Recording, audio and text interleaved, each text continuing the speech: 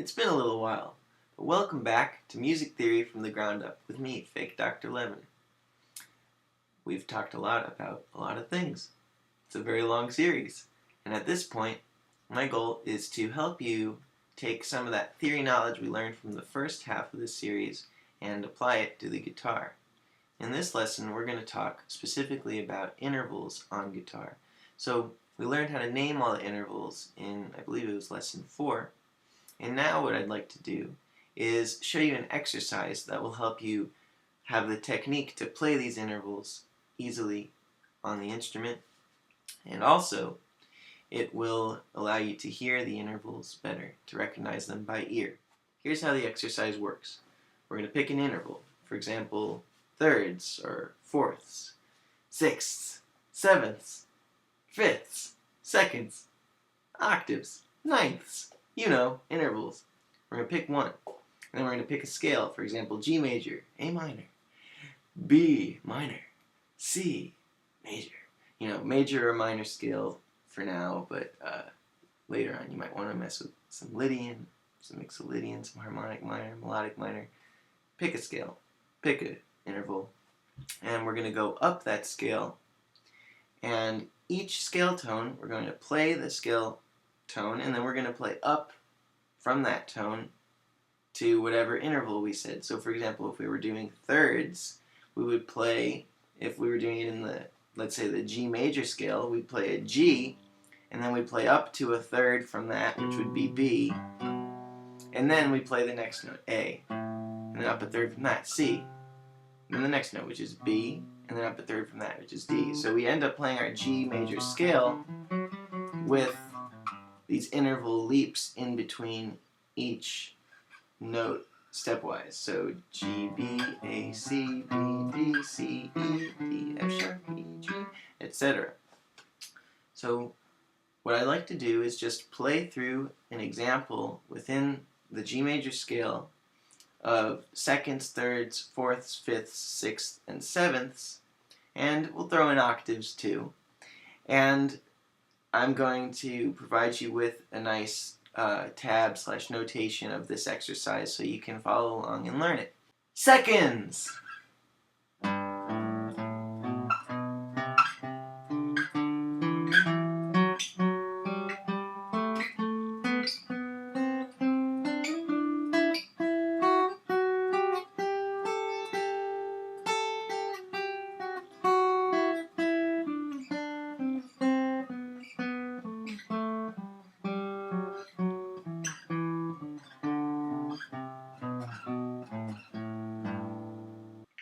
Thirds!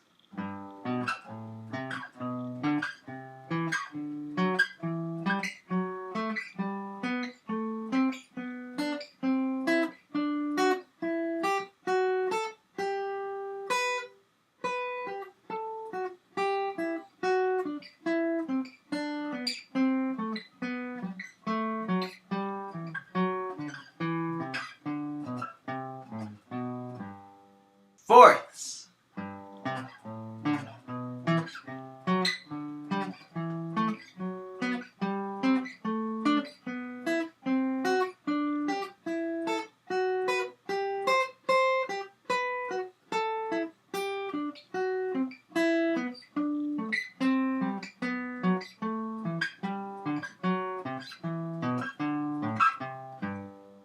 Fifths!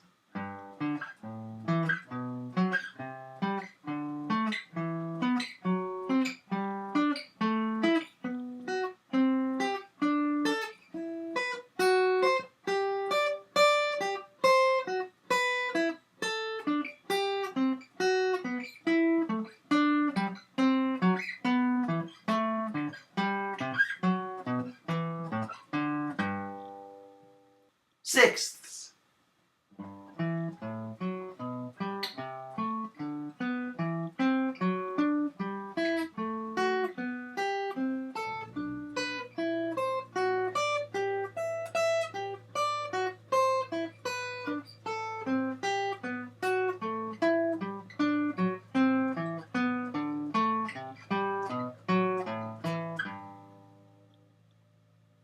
Sevenths!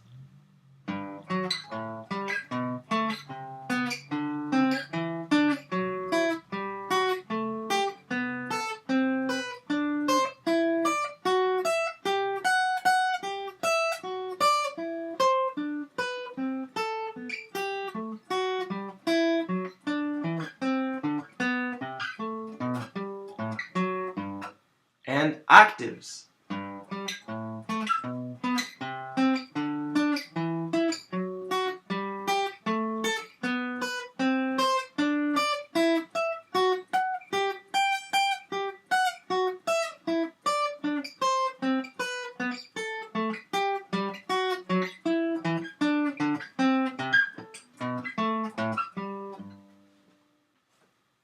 So you might be wondering why I did some of these huge leaps. Well, it's because I wanted to make sure that the notes from which I was leaping stayed within this same scale shape for all of the different intervals I tried. This is 3-note per string G major, which we've worked with. And so I wanted to make sure that I was leaping from this E to here instead of this E to here, because this is the E in my shape. It's just kind of cool to try jumping around intervals in different ways than you might not normally, and this restriction keeps you from doing what is probably the most comfortable initial thought that you have. It forces you to try something else, like this kind of a leap. And you might also wonder, like, what practical purpose is there to making a leap like this? Well, when you leap like this, it puts you in a whole new position, which invites a whole different set of vocabulary, and it's a great way to practice accurately getting from one part of the fretboard to another with those kinds of leaps. So these intervals will help once they get in your playing and you work on them for a long time, try them in all kinds of different scales. They'll help you make your licks fresher. They'll help you give more variety to them and really expand your vocabulary. So instead of playing pentatonic stuff always up and down, you can play it in fourths, and sixths, and fifths, and seconds.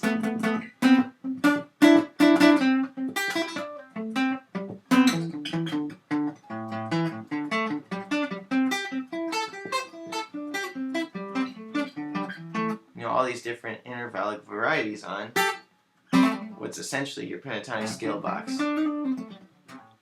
Alright, so I hope that this exercise helps you out. Make sure you look at the PDF and learn it in first this G major scale position, and then try applying this idea to other scale shapes.